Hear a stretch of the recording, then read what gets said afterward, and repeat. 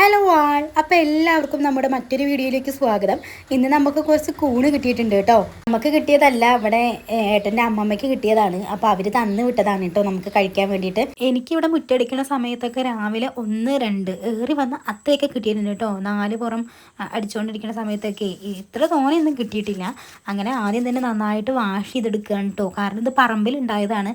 അപ്പോൾ അതിൻ്റേതായ പൊടിയും ചളിയും ഒക്കെ നന്നായിട്ടുണ്ട് കേട്ടോ. അപ്പോൾ നന്നായിട്ട് വാഷ് ചെയ്തെടുക്കുകയാണ്. ഇത് വാഷ് ചെയ്ത് കഴിഞ്ഞപ്പോൾ തന്നെ എനിക്ക് മനസ്സിലായിട്ടോ, ഇങ്ങനെ തരി മണൽ പോലെയായിട്ടാണ് ചളി പോകുന്നുണ്ടായിരുന്നത്. ഒന്നല്ല, 2, 3, 4 പ്രാവശ്യം കഴുകി വാരിയെടുത്തു കേട്ടോ. ഇനി മഞ്ഞൾപ്പൊടി ഇട്ട് തിളപ്പിച്ച ചൂടുവെള്ളത്തിലിട്ടിട്ട് ഈ കൂണൊന്ന് നമുക്ക് തിളപ്പിച്ചെടുക്കണം കേട്ടോ. അത് എന്തിനാന്ന് വെച്ചാൽ ഈ മഞ്ഞൾപ്പൊടിയുടെ കളറ് മാറുമ്പോൾ അതിൽ വിഷം ഉണ്ടെന്ന് മനസ്സിലാക്കാം കേട്ടോ. കളറ് മാറുന്നില്ലാത്ത പക്ഷം അത് നല്ല കൂണാണെന്നാണ് തിരിച്ചറിയാൻ വേണ്ടിയിട്ടാണ്. അപ്പം അങ്ങനെ കൂൺ കറിക്കുള്ള മുളകും ഉള്ളിയും ചതച്ചെടുക്കുകയാണ്. അപ്പോഴത്തേക്കും അച്ഛൻ വരുമ്പോൾ അതേ മുട്ട കൊടുത്തിട്ടുണ്ടായിരുന്നു കേട്ടോ. അപ്പോൾ ചെറുതായിട്ടൊരു മുട്ട റോസ്റ്റും കൂടെ ഉണ്ടാക്കാമെന്ന് വിചാരിച്ചു. തീർച്ചയായിട്ടും എന്നെ ഉള്ളി അരിഞ്ഞിട്ടൊക്കെ ഹെൽപ്പ് ചെയ്തിട്ടുണ്ടായിരുന്നു കേട്ടോ. മുട്ട റോസ്റ്റിനായിട്ടുള്ള കറിയാണത്. കൂണ് ഇതെങ്ങനെ സാധാ വെപ്പാണ് കേട്ടോ വെക്കുന്നുണ്ടായിരുന്നത്. പച്ചമുളകും ഉള്ളിയും ചതച്ചിട്ടിട്ട് വെളിച്ചെണ്ണ തൂവിയിട്ട് അങ്ങനെ മുട്ടക്കറിയും അതേപോലെ കൂണൊക്കെ റെഡി ആയിട്ടുണ്ടായിരുന്നു. അപ്പോഴത്തേക്കും അല്ലിക്കുട്ടി എണീച്ച് വന്നിട്ടുണ്ടായിരുന്നു കേട്ടോ. സ്കൂളിൽ വന്നപ്പോൾ ക്ഷീണം കൊണ്ട് ഉറങ്ങിയതാണ് ആള്. പിന്നെ ഒരു 1 മണിക്കൂർ കടന്നുറങ്ങിയിരുന്നു. സ്കൂളിൽ ഫ്രൂട്ട്സ് ഡേ സെലിബ്രേഷൻ ആയിരുന്നു കേട്ടോ. അപ്പം അതിൻ്റെ ക്ഷീണമാണ് കേട്ടോ വന്നത്. ഉറങ്ങിയിട്ടുണ്ടായിരുന്നു. പിന്നെ അങ്ങനെ ഫുഡ് കഴിക്കേണ്ട സമയമായി. എല്ലാവർക്കും ഉള്ള ചോറ് വിളമ്പി എടുക്കുകയാണ് കേട്ടോ ഞാൻ. അമ്മ രാത്രി ഡേറ്റ് ആയതും കൊണ്ട് ഒന്നും കഴിക്കാറില്ല കേട്ടോ. ഞാനും അച്ഛനും ചേട്ടനും അല്ലിക്കുട്ടിയാണ് കഴിക്കുന്നത്. കാശിക്കുട്ടിന് പിന്നെ അച്ഛൻ വന്ന സമയത്ത് അച്ഛനെ മതി കേട്ടോ. അച്ഛൻ്റെ മടിയിലിരുന്ന് ഇങ്ങനെ കളിച്ചോളും.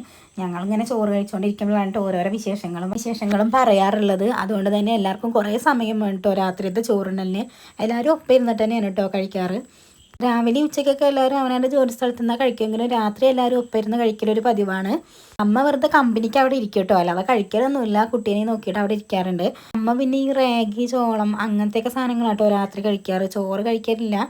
കൊളസ്ട്രോൾ ഉണ്ട് പറഞ്ഞിട്ട് ഡയറ്റിങ്ങിലാണ്. അതിൻ്റെ ഇടയിൽ എന്തൊക്കെയൊക്കെ പറയുന്നുണ്ട് കേട്ടോ അവർ. നിഷാട്ടിനാണെങ്കിൽ ടി വിയിൽ നിന്ന് കണ്ണെടുക്കണില്ല. ഏതോ ഒരു നല്ല സിനിമ കണ്ടുകൊണ്ടിരിക്കുകയാണ് കേട്ടോ ആൾ. അപ്പോൾ നോക്കി അതൊന്ന് കണ്ണെടുക്കാതെ നോക്കുന്നുണ്ട്. എനിക്കാണെങ്കിൽ തമിഴ് അറിയാത്തതുകൊണ്ട് ഞാൻ തമിഴ് സിനിമകളൊന്നും കാണാറില്ല. അതിക്ക് നോക്കാറ് പോലും ഇല്ല കേട്ടോ. നിഷാട്ടിനും അച്ഛനും അമ്മയ്ക്കൊക്കെ തമിഴ് സിനിമ ഇഷ്ടമാണ്, അവർ കാണാറുമുണ്ട്. അപ്പോൾ കൂൺകറിയുടെ ബാക്കി വന്നപ്പോൾ അമ്മ അതൊന്ന് ടേസ്റ്റ് ചെയ്ത് നോക്കുകയാണ് കേട്ടോ. ചോറൊന്നും കഴിക്കുന്നില്ലെങ്കിലും കൂണല്ലേ കളയണ്ടെന്ന് പറഞ്ഞിട്ട് അമ്മ കഴിക്കുകയാണ്. ഒരു വിഷമില്ലാത്ത നല്ല സാധനമാണ്, എന്തിനാ വെറുതെ കളയണമെന്ന് പറഞ്ഞിട്ട് അങ്ങനെ കഴിക്കുകയാണ്.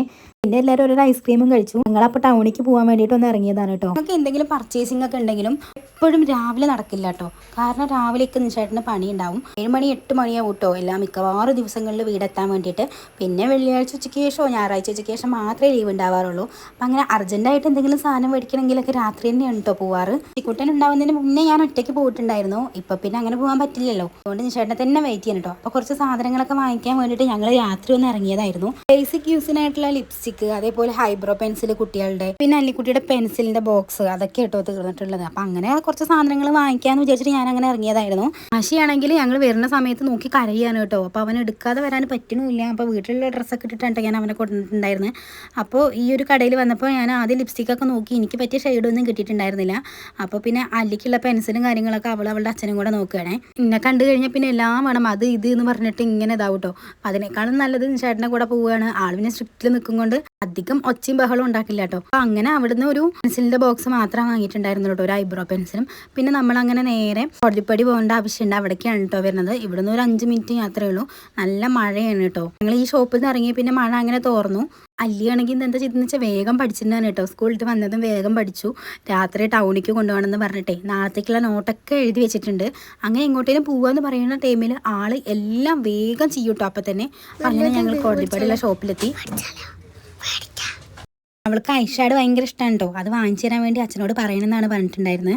പക്ഷെ അതൊന്നും വാങ്ങിയില്ല കേട്ടോ. നമ്മളെ കയ്യിൽ അതൊക്കെ ഉണ്ട്. സെക്കൻഡ് സ്റ്റുഡൻറ്റ് ബോക്സ് എടുക്കാൻ വേണ്ടിയിട്ട് ആളുള്ളിലേക്ക് പോയിട്ട് ഇവിടുത്തെ സ്റ്റാഫ്. ആ സമയത്ത് ഞങ്ങൾ പുറത്തത്തെ കമ്മലികളൊക്കെ നോക്കിയിരുന്നു. ഇവിടെ നല്ല കളക്ഷൻസ് ആണ് കേട്ടോ ഉള്ളത്. ഫാമിലിയുടെ ഒരു കല്യാണം വരുന്നുണ്ട്. അതിന് മാച്ചായിട്ട് ഡ്രസ്സിന് വെയർ ചെയ്യാൻ വേണ്ടിയിട്ട് അങ്ങനെ നോക്കിയിരുന്നു കേട്ടോ. പിന്നെ ഈ ട്രെൻഡിങ്ങിലുള്ള വളകളും സാധനങ്ങളൊക്കെ കണ്ടു. അങ്ങനെ അവന് ലിപ്സ്റ്റിക്ക് കൊടുത്തു.